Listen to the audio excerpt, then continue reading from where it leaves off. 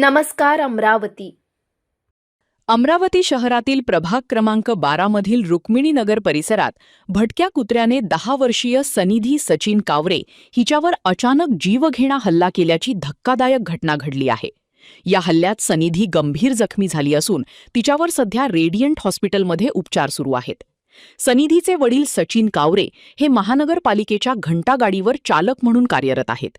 रुक्मिणीनगरातील साई हॉस्पिटलजवळ ही घटना घडल्याचे सांगितले जात आहे. या घटनेनंतर परिसरातील नागरिकांमध्ये भीतीचे वातावरण निर्माण झाले आहे. याची माहिती मिळताच मनपा पशुवैद्यकीय विभागाची टीम दाखल होऊन मोकाट कुत्र्याला रेस्क्यू करण्यात आले. यावर डॉक्टर साळुंके यांनी प्रतिक्रिया व्यक्त केली. तर नगरसेवक लक्ष देत नाही, मोकाट कुत्र्याची नसबंदी मोहीम राबवली जात नाही, असा संताप चिमुकली मुलीच्या आईने आमच्या विदर्भ मतदारकडे व्यक्त केला. सकाळी मॉर्निंगला आमच्या मुलांना फोन आला की बा असं असं झालं आहे म्हणून डॉग बाईटचा. तेव्हाच आपले मुलं नगरसेवकांचा फोन आला, त्याच्याबरोबर आली आणि तो डॉग रिस्क्यू केला.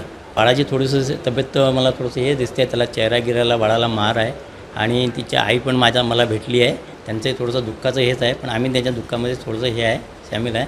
पण आम्हाला एक वाईट वाटतं आहे. सकाळ आपली कारवाई तर त्याची चालूच आहे, असा काहीच प्रॉब्लेम नाही आहे. आणि सगळे आम्ही मॉर्निंगला 7:30 वाजतापासून मुलं सगळे सक्षम आहे, म्हणजे निघून जातात डॉग पकडायला पुऱ्या एरियात, अमरावती शहरात पूर्ण.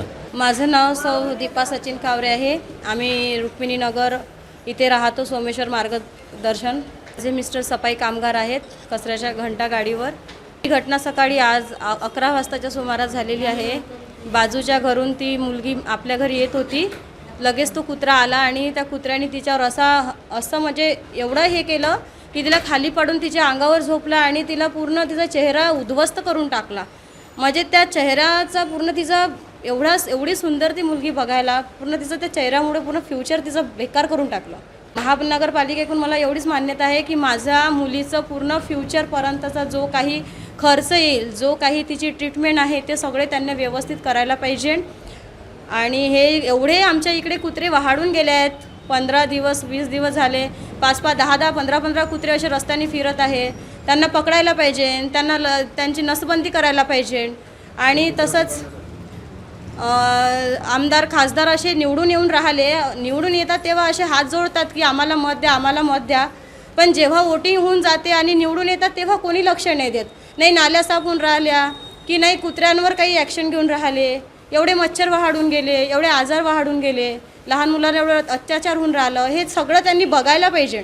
एवढा पैसा येतो, काय करतात एवढ्या पैशाचं? नगरसेवकाशी माझा काही कॉन्टॅक्ट नाही आहे, पण मला नगरसेवकाचं नाव माहिती आहे. आमच्या इकडे एक नूतन भुजाडे म्हणून आहेत हमालपुऱ्यातली, आणि तिचाच एरिया येतो तो सगळा.